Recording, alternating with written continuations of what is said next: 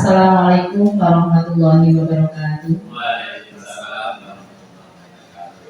A'udzubillahi minasyaitonirrajim. Bismillahirrahmanirrahim. Alhamdulillahirabbil alamin wa bihi nasta'in ala umurid dunya waddin wa ala alihi washabihi ajma'in. Rabbi shrah li sadri wa yassir li amri wahlul 'uqdatam min lisani yafqahu qawli. Amma ba'd.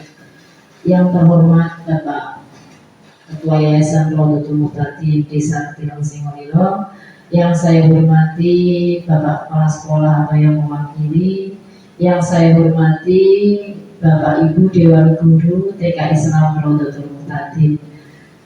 Pertama-tama sebelum acara kita lanjutkan, alangkah baiknya kita memanjatkan puji syukur kehadirat Allah Subhanahu wa taala yang telah melimpahkan rahmat, taufik beserta hidayahnya kepada kita.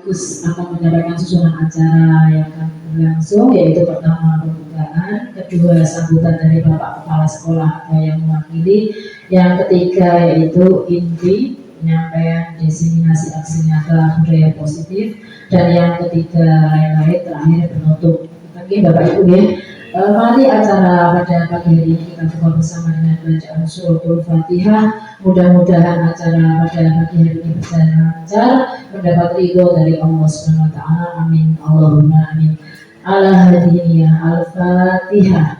A'udzubillahi minasyaitonirrajim. Bismillahirrahmanirrahim. Alhamdulillahirabbil alamin. Ar-Rahmanirrahim. Maliki yaumiddin.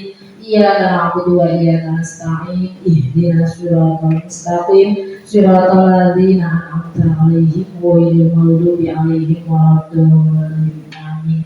Terima kasih. Kita lanjutkan ke acara yang kedua, yaitu sambutan dari Bapak Kepala TK Islam Rawdatul Muhtadin atau yang mewakili, yang akan disampaikan oleh beliau Bapak Afif Lutfi SPD. Kepada beliau waktu dan tempat saya persilahkan.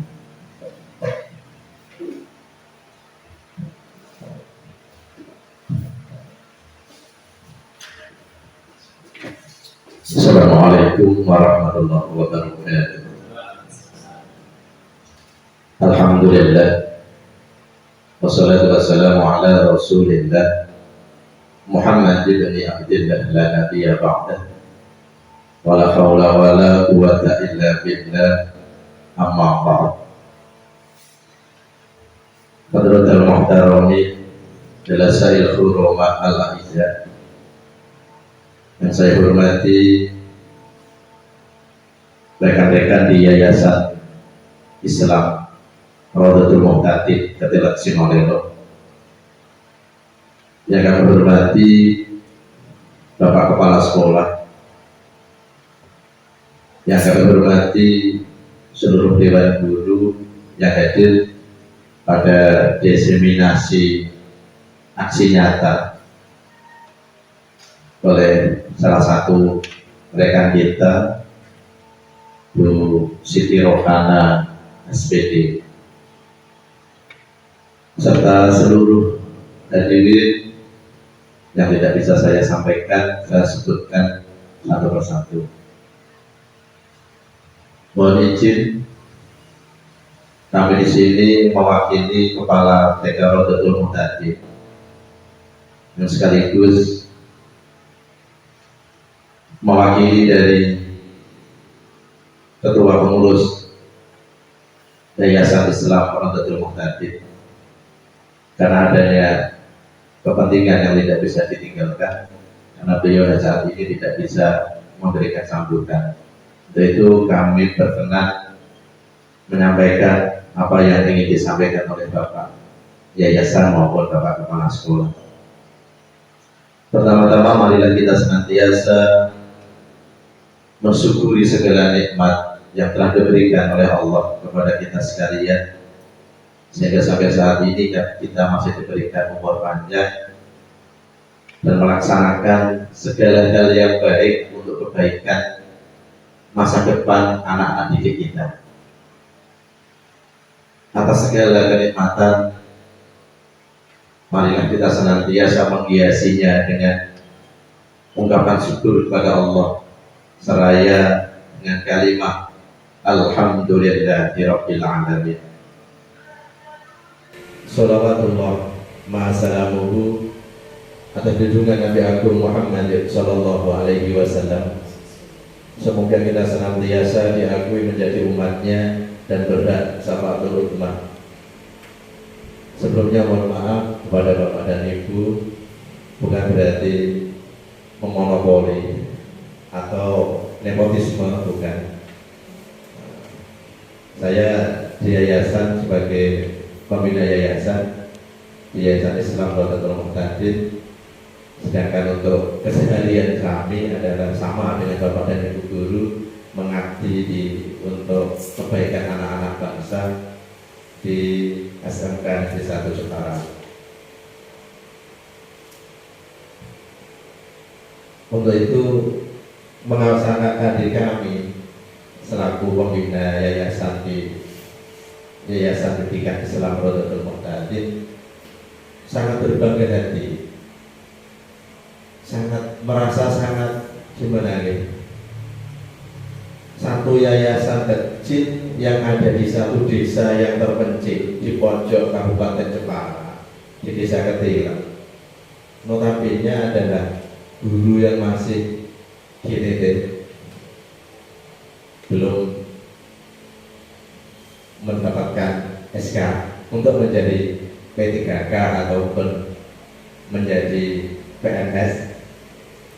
Lagi pula selain guru GTT, ya guru TK ini yang saya sangat salut, karena tidak banyak guru TK yang kemudian bisa mengikuti dan lolos sampai ke pendidikan calon guru penggerak. Maka kami selaku yayasan sekaligus mewakili Bapak Kepala Sekolah dari TK Rodatul Muhtadin menyampaikan apresiasi yang tinggi kepada Bu Siti Rohana, karena dengan kemampuannya mampu untuk menyisihkan waktunya untuk pengembangan diri yang semuanya saya yakin adalah ikhlas dan tulus untuk kemajuan dan kebaikan untuk anak-anak bangsa.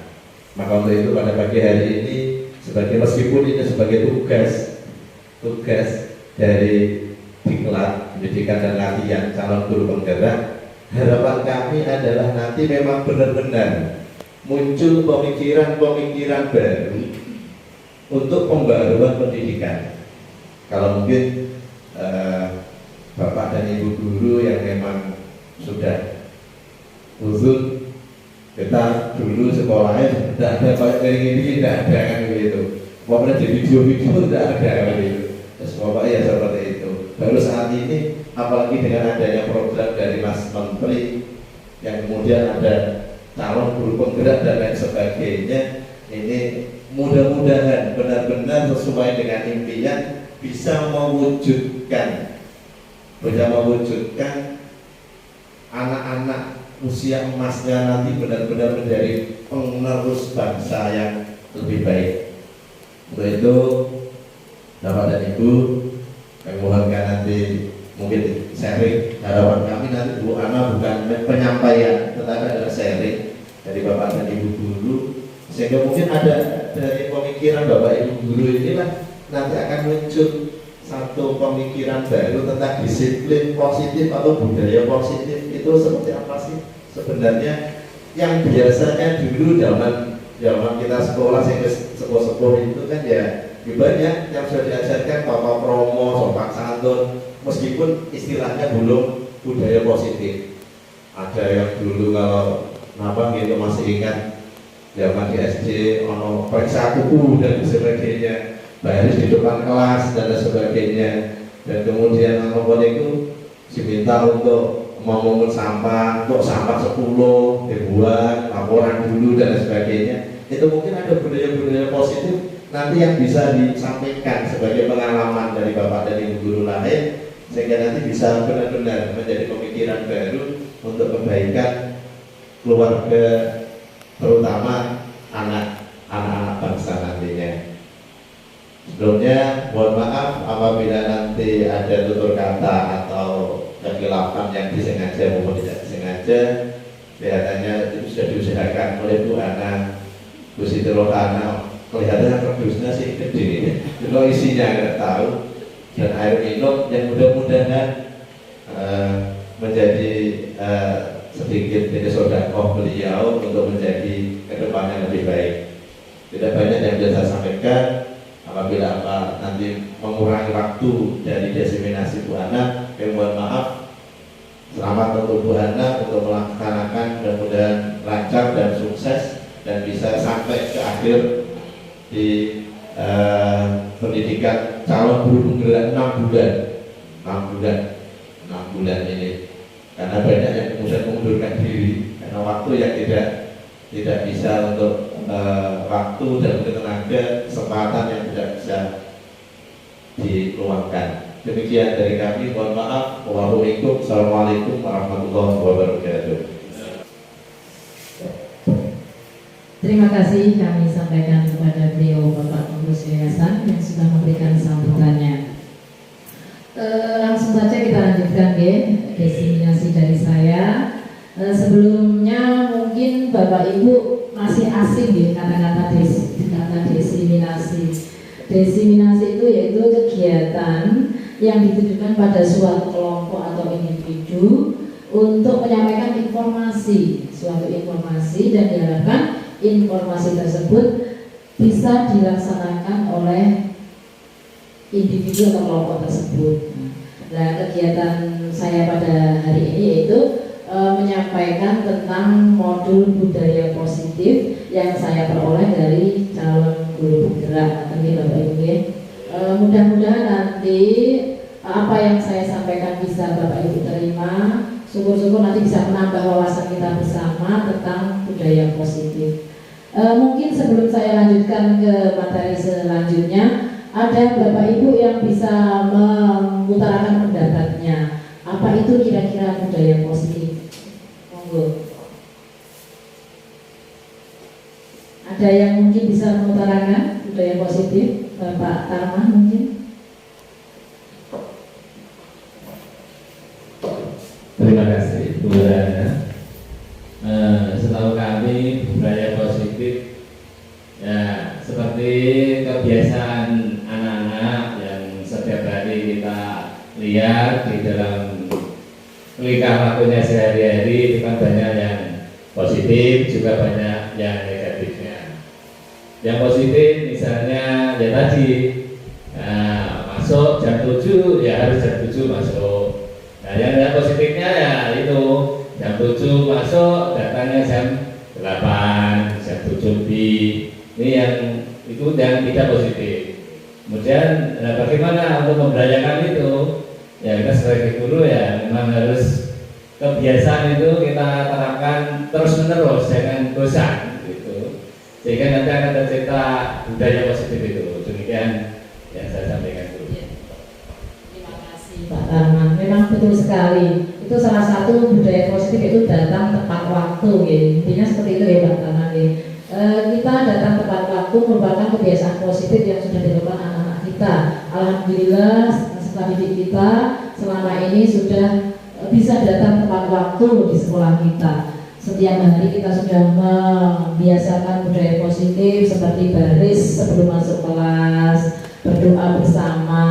Itu salah satu budaya positif yang sudah diterapkan di sekolah kita. Mungkin dari Bu Firda atau Bu Dwi mungkin ada tambahan tentang budaya positif? Bu Firda? Terima kasih. Budaya positif yang saya terapkan di sekolah itu ada tadi datang tepat waktu, kemudian membaca asmaul husna, berdoa bersama, kemudian masuk ke kelas sambil saling guru. Karena saling salam itu kan udah mulai luntur ya. Nah ini sekarang masih udah dibudayakan kembali untuk bisa saling. Kemarin kan karena COVID itu kan tidak boleh bersalaman. Nah saat ini mulai dibudayakan kembali di sekolah saya. Terima kasih. Terima kasih Bu Firda. Memang betul sekali tadi sudah disampaikan, sudah berjalan di sekolah kita ya. Pas di barisan kita membaca doa asmaul husna bersama. Terus setelah sebelum masuk kelas kita saling bersama-sama. Itu juga merupakan budaya positif yang sudah dilaksanakan di sekolah kita. Budaya positif yang saya terima di modul guru penggerak, yaitu pengertian budaya positif itu kegiatan-kegiatan atau perilaku positif yang dilakukan secara berkesinambungan sehingga menjadi suatu kebiasaan dan membudaya. Itulah definisi dari budaya positif. Supaya budaya positif itu dapat terlaksana dengan baik di sekolah kita, alangkah baiknya kalau perilaku tersebut dilaksanakan dengan motivasi dari diri siswa itu sendiri, tidak dengan paksaan. Terlaksana dengan dari motivasi si anak tersebut, insya Allah akan menjadi kebiasaan yang baik dan akhirnya bisa membudaya di sekolah kita. Dalam budaya positif ada beberapa konsep, yaitu ada 6 konsep, yaitu konsep perubahan paradigma stimulus respon, yang kedua konsep disiplin positif, yang ketiga keyakinan kelas, yang keempat pemenuhan 5 kebutuhan dasar manusia, yang kelima 5 posisi kontrol, dan yang keenam segitiga restitusi. Kita bahas satu persatu ya. Mulai dari 1 yaitu perubahan paradigma stimulus respon. Untuk membangun budaya positif di sekolah perlu menyediakan lingkungan yang aman, nyaman agar murid-murid mampu berpikir, bertindak, dan mencipta dengan merdeka, mandiri, dan bertanggung jawab. Salah satu strategi yang perlu ditinjau ulang yaitu dalam bentuk disiplin yang dijalankan selama ini di sekolah kita. Nah, itu salah satu budaya positif supaya terlaksana dengan baik di sekolah kita. Tentunya sarana prasarana juga dari dewan guru bisa menciptakan suasana yang aman, nyaman, dan menyenangkan bagi siswa-siswa kita. Otomatis dengan rasa yang aman dan nyaman, anak-anak akan senang berada di sekolah. Lanjut yang kedua, konsep disiplin positif.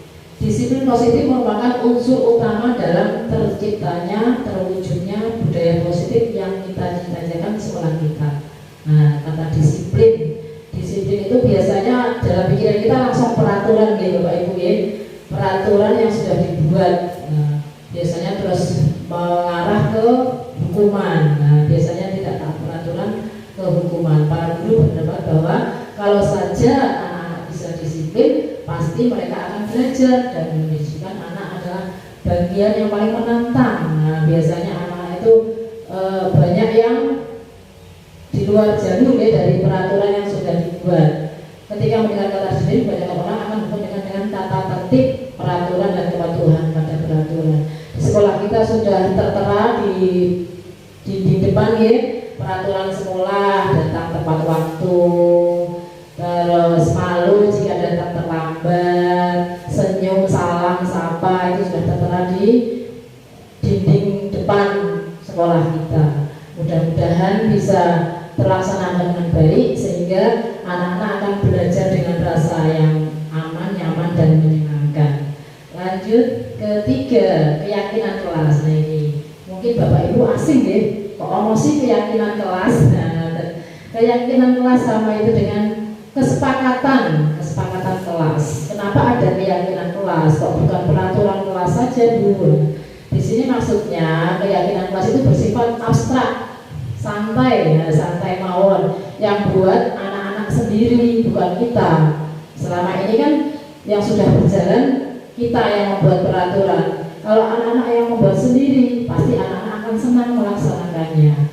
Nah, seperti itu biasanya kita bisa dicontohkan videonya yang keyakinan kelas.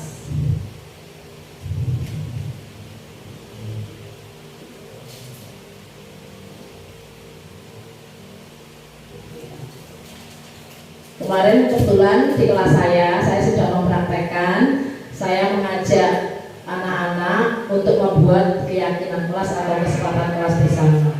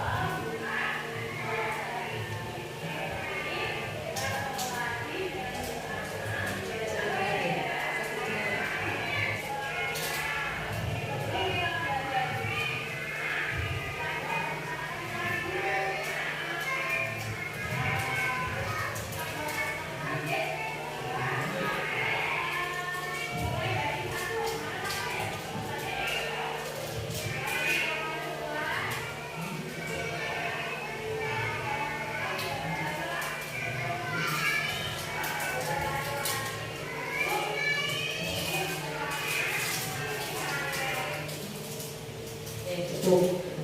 Ya, itu kebetulan sudah saya laksanakan di dalam kelas. Anak-anak antusias sekali membuat peraturan sendiri, dibuat sendiri, dilaksanakan sendiri. Kebetulan anak-anak kemarin ada yang mengutarakan kalau sudah masuk kelas tidak boleh berkeliling Bu. Boleh. Kalau sudah masuk kelas tidak boleh makan jajan. Ya betul, boleh. Terus kalau sudah masuk kelas tidak boleh nangis. Ada yang bilang seperti itu. Itu salah satu keyakinan kelas yang kita buat bersama. Kebetulan kalau TK kan belum bisa menulis dengan lancar, membaca dengan lancar, saya memakai lisan langsung, pengucapan langsung. Mungkin kalau di SD dan yang lebih tinggi lagi bisa menuliskan di kertas kecil terus ditempel di tembok kelas supaya anak lebih mudah mengingatnya. Kalau di TK kemarin kelas saya langsung dengan menggunakan lisan. Kalau ada yang kebetulan melanggar peraturan tersebut, dengan tegasnya anak mengingatkan temannya tersebut, Bu, ini loh Bu, masuk kelas kok masih lari-lari, Bu, ini loh masuk kelas kok main meja. Nah itu anak-anak sendiri yang mengingatkan, bukan saya, bukan gurunya yang malah mengingatkan, karena kesepakatan tersebut dibuat oleh anak-anak langsung. Itulah bedanya keyakinan kelas dengan peraturan kelas. Kalau keyakinan kelas itu lebih bersifat santai, anak-anak sendiri yang membuatnya. Terus keyakinan kelas berupa pernyataan-pernyataan universal umum, yang biasa dilihat anak, didengar anak, dilakukan anak sehari-hari. Kira-kira seperti itu. Tidak harus peraturannya harus yang diktator, boten, tapi anak-anak sendiri yang membuatnya. Pernyataan keyakinan kelas senantiasa dibuat dalam bentuk positif, positif. Ya, seperti tadi masuk kelas tidak boleh berkeliling, harus duduk di tempatnya masing-masing. Masuk kelas tidak boleh naik di atas meja. Masuk kelas tidak boleh makan. Nah itu anak-anak sendiri yang membuatnya. Terus keyakinan kelas hendaknya tidak terlalu banyak. Nah kalau banyak nanti anaknya lupa. Jadi tadi sekitar 5 nih kayaknya, 5 ya. Anak-anak membuat 5 keyakinan kelas sehingga mudah diingat, dipahami oleh anak-anak. Beda lagi kalau nanti yang jenjangnya lebih tinggi bisa 10 sampai 15 nggak boleh. Untuk anak TK seperti siswa-siswa kita kan sebaiknya jangan banyak-banyak biar anak tidak lupa, bisa dipahami oleh anak-anak. Semua warga kelas hendaknya ikut berkontribusi ya. Tadi siswa-siswa saya antusias sekali ya, mengutarakan pendapatnya tentang keyakinan kelasnya. Terus bersedia meninjau kembali keyakinan kelas dari waktu ke waktu. Nah nanti kalau siswa saya kan kelas A, nanti kalau kelas B otomatis beda lagi pemikirannya. Dia akan mengutarakan pendapat-pendapatnya yang lebih tinggi lagi. Dan tentunya kayak kelas B kan biasanya bisa menulis, bisa membaca, akhirnya terus bisa ditulis sendiri atau ditempel. Itu malah lebih mudah terekam di memori anak-anak seperti itu. Lanjut ke yang keempat, konsep budaya positif yang keempat.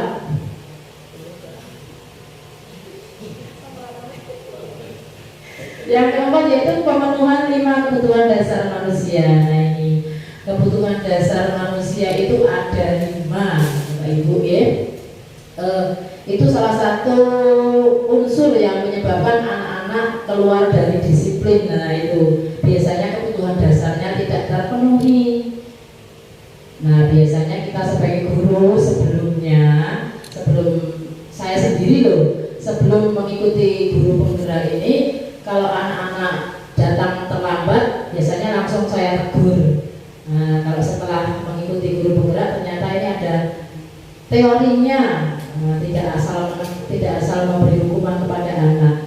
Ada langkah-langkahnya adalah menghadapi anak yang tidak taat pada peraturan. Di sini kebutuhan dasar manusia, semua tindakan yang kita lakukan dalam kelas harus dapat menciptakan sebuah lingkungan positif, aman dan nyaman.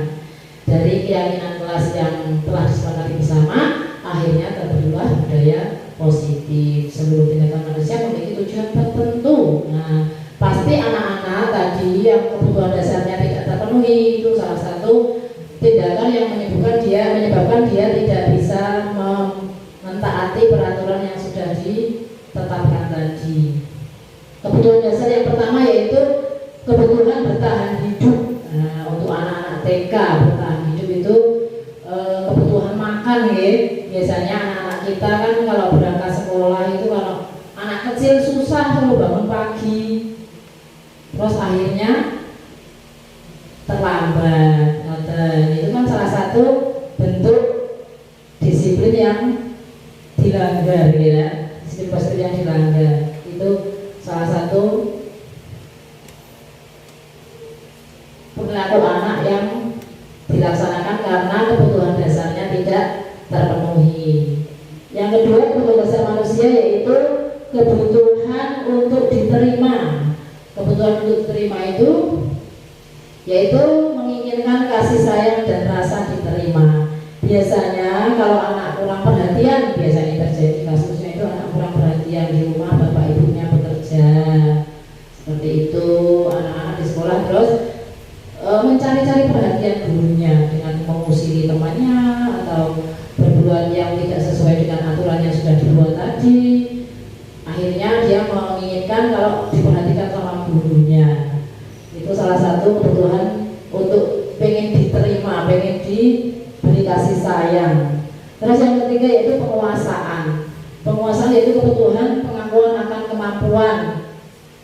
Kasus yang terjadi di anak-anak biasanya anak-anak ini pengen jadi pemimpin, jagoan, jagoan di kelas. Biasanya kalau anaknya itu kalau pemimpin dalam bentuk tanda kutip positif ya, bagus kita jadikan ketua kelas. Tapi kalau pemimpinnya dalam bentuk negatif ya malah bahaya nanti. Ada salah satu murid saya, kalau ada yang melanggar peraturan, bu tak hajar bu. Biasanya merasa jagoan dia. Bu itu lebih naik meja tak hajari ya bu ya. Itu salah satu tindakan yang salah ya. Masih kecil kok masih suka menghajar temani. Itu salah satu kebutuhan yang ketiga yaitu penguasaan akan kemampuan. Yang keempat yaitu kebutuhan akan pilihan, kebebasan, bebas memilih. Nah, di sini siswa kita bisa kita bebaskan dalam memilih cara belajar dia di kelas. Jangan kita yang mengatur, biarkan mereka belajar dengan gayanya masing-masing supaya anak merasa aman dan nyaman dan senang dalam pembelajaran yang sudah kita berikan. Terus kebutuhan yang terakhir yaitu kebutuhan untuk merasa senang. Anak yang suka iseng pada temannya biasanya karena dia senang melihat anaknya yang diusiri kok wajahnya kayak lucu, padahal anak tersebut merasa tersakiti. Wong diusiri kok sing nyusiri merasa senang, nyawang kancane kok diusiri terus meringis-meringis sithik lucu, padahal sakit itu ya. Itu salah satu kebutuhan dasar manusia, ada 5. Lanjut ke yang kelima yaitu, nah ini posisi kontrol seorang guru. Ada 5 gitu Bapak Ibu posisi kontrol.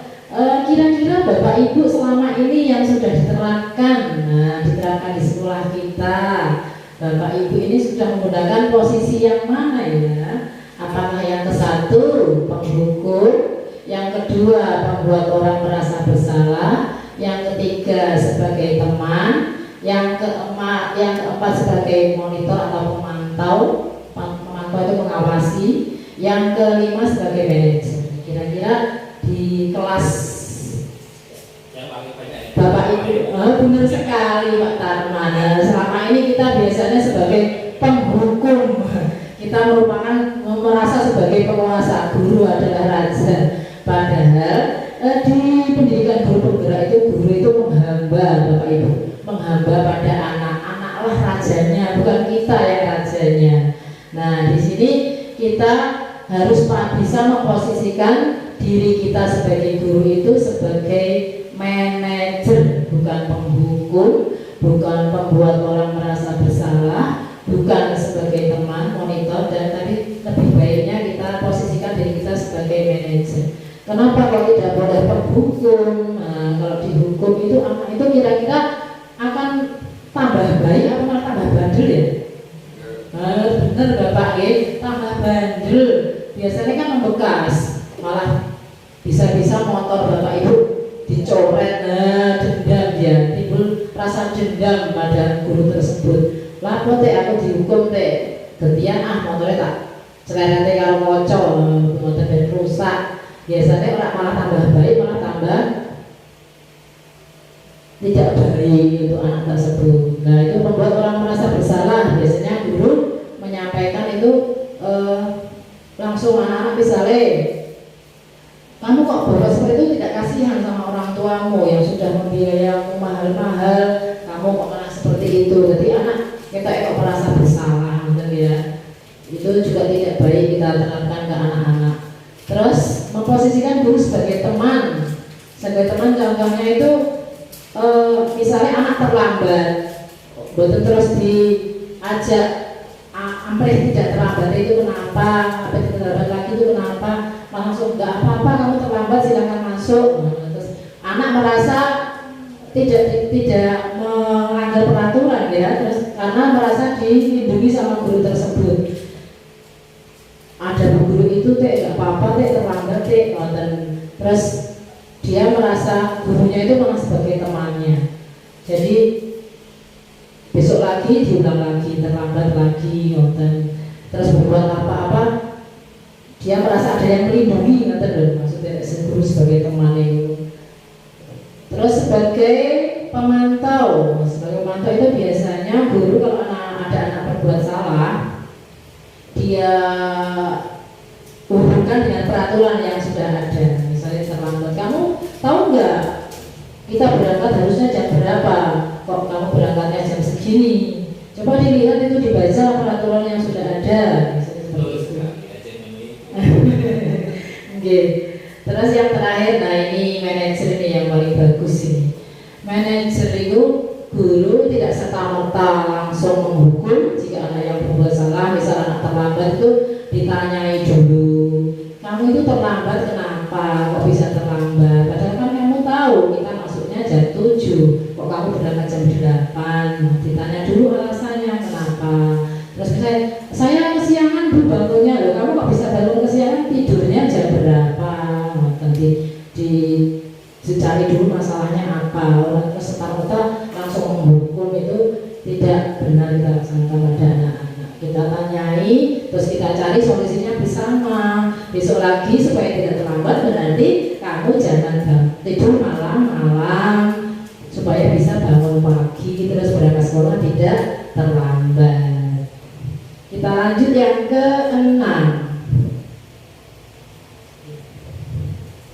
Nah ini segitiga restitusi.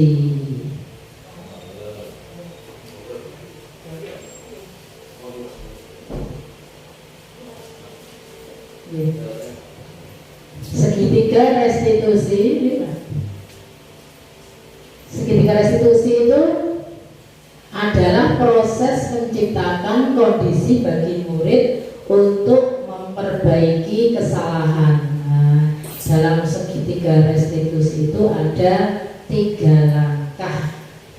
Langkahnya yang pertama yaitu menstabilkan identitas kita, memvalidasi. Yang kedua itu validasi tindakan yang salah. Yang ketiga menanyakan keyakinan kelas.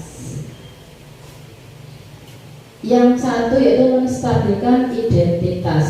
Itu di situ kita misalnya anak kalau terlambat berangkat sekolah, itu kita tanya, kita nggak apa-apa terlambat, memang semuanya pernah terlambat, tapi kita tanya dulu alasannya kenapa kok terlambat. Nah, terus validasi tindakan yang satu berarti kan mempunyai alasan, dia tadi terlambat karena bangunnya kesiangan. Bangunnya kesiangan karena tidurnya kemalaman, itu kita urut-urutkan seperti itu. Terus akhirnya yang ketiga itu menanyakan keyakinan. Nah, kita kan sudah membuat keyakinan kelas bersama kalau datang tidak boleh terlambat, harus tepat waktu. Di sini saya punya video untuk restitusi, segitiga restitusi.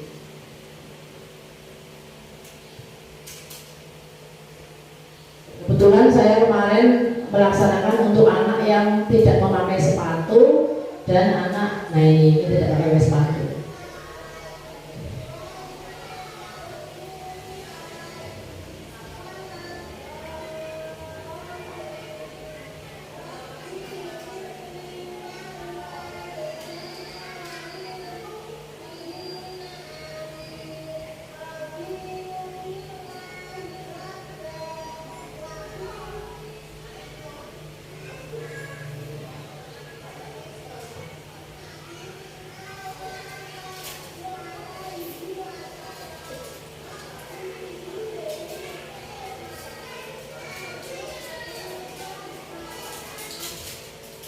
Nah itu salah satu siswa saya namanya Arsaka, itu tidak pernah mau pakai sepatu. Alasannya saya pakai sepatu kalau naik kereta saja, berarti pas jalan-jalan tok naik sepatunya sekolah tidak usah pakai sepatu. Padahal teman-temannya pakai sepatu semua. Itu kalau kita sebagai guru jangan langsung menghukum ya. Kamu nggak pakai sepatu, ayo putar lapangan 7 kali. Biasanya seperti itu tidak boleh kita lakukan ya.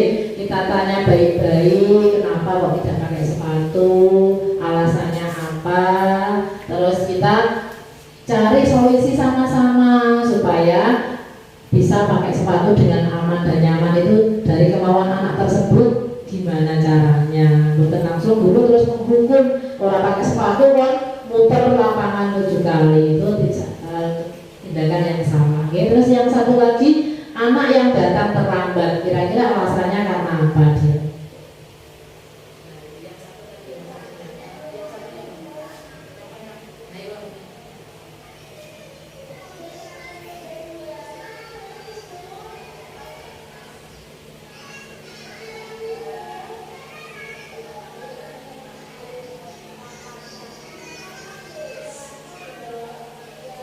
Nah, ada beberapa anak yang terlambat juga, ada 4 anak.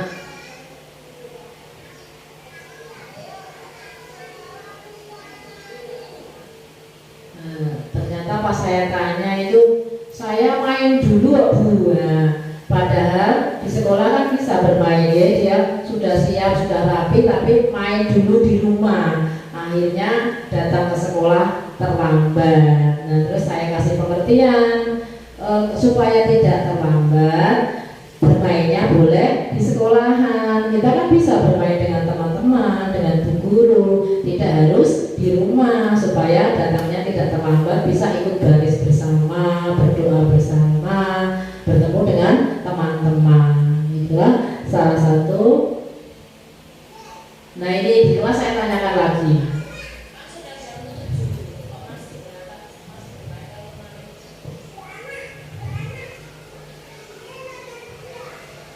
Nah, TK hanya mantul tadi kalau ditanya. Tanyanya A, jawabnya B.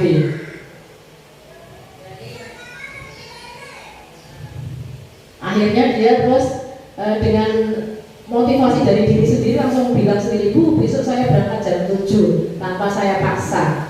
Keluar sendiri dari mulutnya sendiri, dari pikirannya sendiri, kalau besok saya tidak terlambat lagi, besok saya akan berangkat jam 7 tanpa saya paksa, tanpa saya beri hukuman. Itulah enaknya segitiga restitusi. Jadi anak akan melaksanakan apa yang dilakukan dengan sendirinya tanpa paksaan dari siapapun, dengan dari motivasi dirinya sendiri. Mudah-mudahan Bapak Ibu bisa menerapkan apa yang sudah saya sampaikan dari modul budaya positif ini, sehingga kalau budaya positif tercipta di sekolah kita, alangkah indahnya anak-anak bisa belajar dengan baik, dengan aman, nyaman, guru pun mengajar dengan baik, aman dan nyaman, sehingga terciptalah merdeka belajar.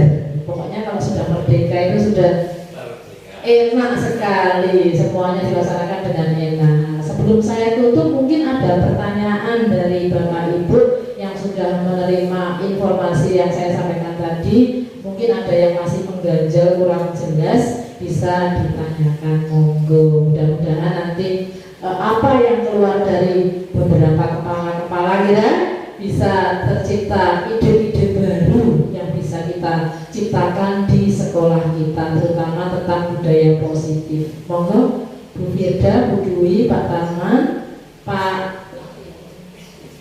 monggo Pak, silakan tambah lagi. Ya tadi yang belum agak paham ya, kebebasan ya, kebutuhan dasar, ya kebutuhan dasar tadi ya.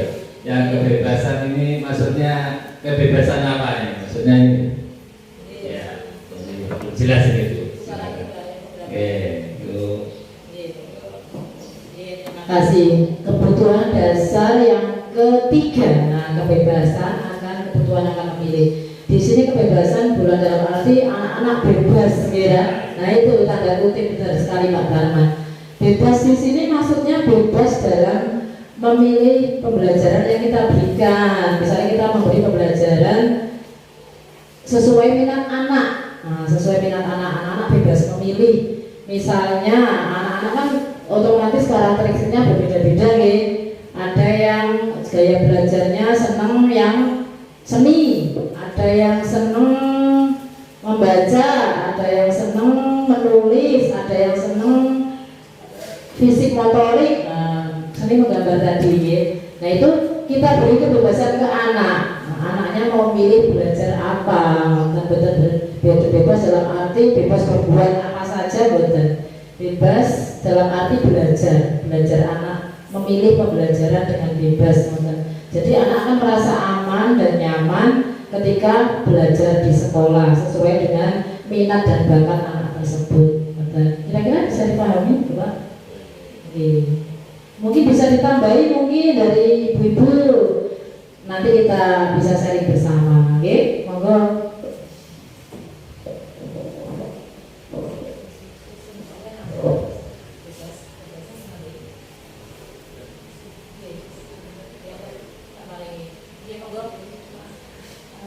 Maaf ya Bu, tadi kan yang Ibu contohkan itu untuk yang terlambat atau yang mengenai peraturan-peraturannya. Ini kalau misalnya anak TK kan banyak yang perilaku dalam kelas itu, misalnya kebiasaannya mengganggu teman. Nah, itu gimana cara kita menyikapinya? Terima kasih. Terima kasih Bu Firda. Benar sekali, tadi contoh saya rata-rata terlambat sama tadi tidak memakai sepatu ya, kebetulan. Tadi pas di video tadi kebetulan anak ada yang mengutarakan kesepakatan kelasnya tidak boleh berantem, tadi ada. Nah itu nanti kita ingatkan lagi, biasanya anak-anak yang mengingatkan, Bu tadi yang bisa diulang lagi ya. Kesepakatan yang keempat kalau nggak salah.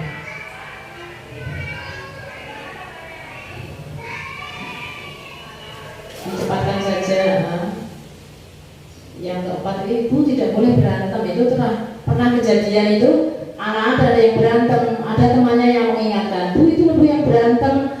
Konsekuensi kita kalau ada yang melanggar peraturannya, kita kemarin kebetulan dicoret pipinya pakai spidol. Jadi anak-anak kalau diingatkan itu sudah takut sendiri. Bu ini loh Bu sudah melanggar peraturan tadi berantem, padahal kita kan tidak boleh berantem di dalam kelas ya Bu ya. Yuk kita coret pipinya seperti itu kemarin yang di kelas. Kebetulan mungkin ada yang punya ide kira-kira kalau anak yang melanggar peraturan diapakan kira-kira. Monggo Pak Oni.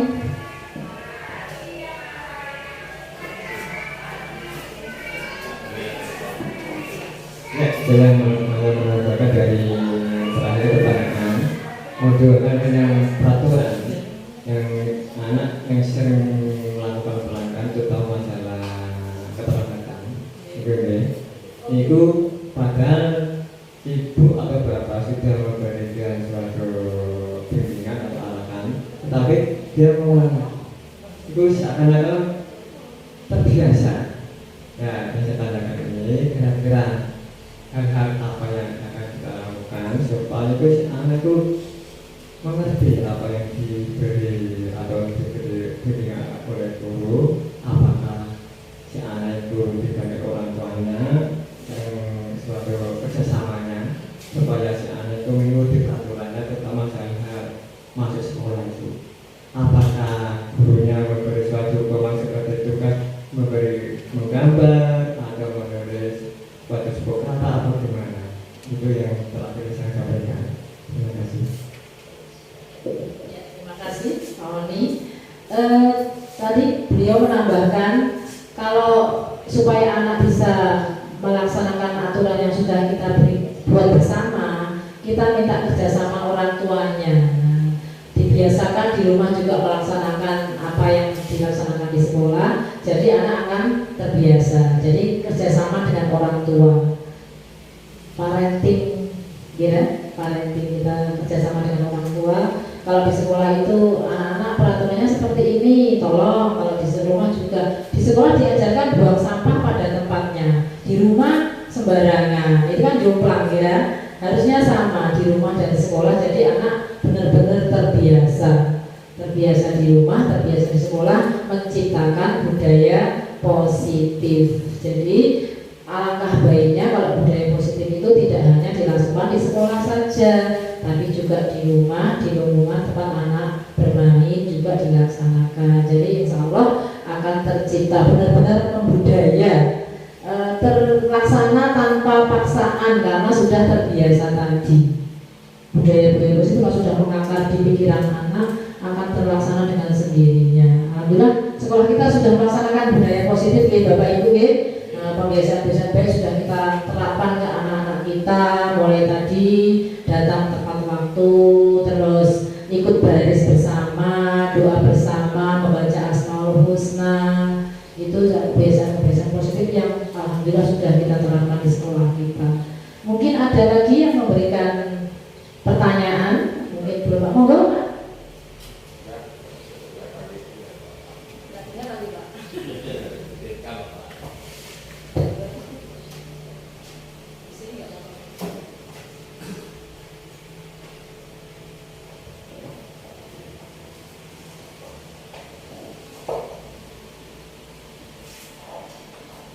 Assalamualaikum warahmatullahi wabarakatuh. Waalaikumsalam. Di sini yang dibahas itu adalah masalah budaya positif. Jadi menurut iman kami budaya positif itu sudah dilakukan oleh semua. Ini banyak sekali yang melakukan atau ya sering dilakukan oleh di antaranya sudah disampaikan. Ini yang saya tanyakan, ini masalah budaya yang tidak positif. Mungkin Ibu Siti bisa memberikan cara bagaimana mengatasi budaya yang tidak positif dari siswa kita. Contoh misalnya, murid sering terlambat. Ini juga termasuk tidak positif. Terus kemudian tidak mengerjakan PR. Nah, yang perlu saya tanyakan ini menyangkut bagaimana cara mengatasi. Karena dari pantauan kami itu bahwa budaya tidak positif ini orang-orangnya, anaknya itu memang orang anak itu saja. Misalnya si A itu melakukan sering banget. Padahal sudah dikasih saran, sudah dikasih apa ini, bagaimana solusinya, ternyata masih anak seperti itu. Katanya itu kok terlambat, mungkin karena taksi kemalaman tidurin, atau mungkin orang tuanya pergi kerja, gitu. Alasannya macam-macam, bisa saja membuat alasan yang berbeda. Nah ini bagaimana cara mengatasi? Padahal kita sudah melakukan saran kepada dia sering kali, tapi kenyataannya masih sering dilakukan. Terima kasih Bu. Terima kasih, bagus sekali pertanyaannya. Ternyata Bapak punya murid ya, salah satu murid yang ternyata kok cahiku ikuai, kok aja cahiku. Nah, itu kalau menurut saya Pak ya, itu kita dekati Pak. Nah, kita pendekatan dengan anak tersebut menggunakan tadi cara segitiga restitusi tadi. Bisa dibuka kembali segitiga restitusinya. Nah itu nomor satu tuh menstabilkan identitas. Kita tanya, tadi Bapak sudah tanya gitu, kamu kok terlambat kenapa? Nggak mengerjakan PR kenapa? Alasannya tadi karena tidurnya kemalaman. Itu nggak apa-apa kamu tidur kemalaman, tapi kan jangan setiap hari. Nah kita kasih solusi seperti itu. Masa kamu setiap hari tidurnya malam-malam terus? Nah, kamu tahu nggak akibat tidur malam itu kira-kira di badan bisa sehat apa sakit? Nah kita kasih masukan-masukan seperti itu. Kalau tidur kemalaman itu bisa seminggu misalnya 1 kali. Kalau misalnya karena ada acara apa, misalnya ibu ada hajatan, tadi diajak ibu ke rumah nenek, kalau tidurnya bisa kemalaman karena punya alasan seperti itu. Menstabilkan identitas, kita tanya alasannya baik-baik. Terus yang kedua, validasi tindakan yang salah itu perilakunya mempunyai alasan. Dan alasannya tadi tidurnya kemalaman. tanyakan ke keyakinan kelas yang sudah kita kesepakati bersama tadi. Kamu ingat nggak? Kita kan sudah membuat kesepakatan kelas bersama. Kalau sekolah itu tidak boleh datang terlambat. Kalau ada PR harus dikerjakan. Nah, supaya itu otomatis kalau kamu tidak mengerjakan PR, datang terlambat, kira-kira temanmu itu suka apa tidak? Nanti kalau kamu tidak punya teman, kamu suka apa tidak? Berarti kalau kamu pengen sendiri, kamu lakukan terus. Kalau kamu pengen bergabung dengan teman-temanmu, ayo taati peraturan yang sudah ada supaya kamu bisa dengan senang, dengan nyaman bergabung dengan teman-teman. Otomatis kalau kamu beda dengan teman-teman, kamu kan dikucilkan nanti. Kira-kira seperti itu jawabannya, Pak. Nonton Pak. Ibu mungkin menambahkan? Cukup? Bisa diterima ya alasannya ya. Langkahnya itu 3 itu. Menstabilkan identitas, kita tanya alasannya kenapa mau melakukan itu, terus validasi dengan yang salah, terus yang ketiga menanyakan keyakinan yang sudah dibuat bersama tadi. Saya rasa itu. Ada lagi yang mau ditanyakan? Sudah cukup? Iya, terima kasih sekali. Saya ucapkan kepada Bapak dan Ibu guru semua yang sudah meluangkan waktunya untuk ikut mendengarkan apa yang saya paparkan pada pagi hari ini. Mudah-mudahan bermanfaat dan kedepannya budaya positif bisa kita terapkan di sekolah kita. Akhirnya anak bisa belajar dengan aman, nyaman, dan menyenangkan sehingga tercipta merdeka belajar. Saya rasa cukup. Terima kasih. Akhirul kalam. Wassalamualaikum warahmatullahi wabarakatuh.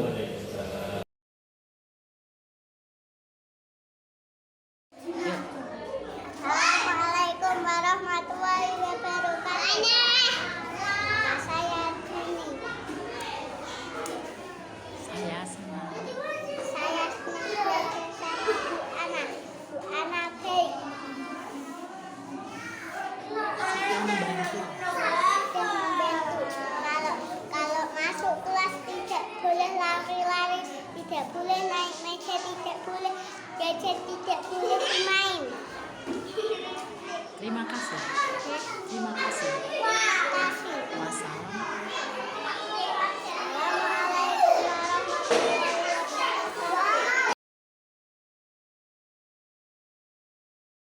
Assalamualaikum warahmatullahi wabarakatuh. Saya Indah Sari Nurwati, rekan sejawat dari Ibu Siti Rohana. Dari pemaparan materi budaya positif yang disampaikan Bu Ana, sangat berdampak positif bagi sekolah kami, sehingga tercipta sekolah yang tertib, nyaman, dan menyenangkan. Untuk selanjutnya, saya akan menerapkan keyakinan kelas di kelas yang saya ampuh. Terima kasih atas inspirasinya Bu Ana. Semangat dan sukses selalu. Wassalamualaikum warahmatullahi wabarakatuh.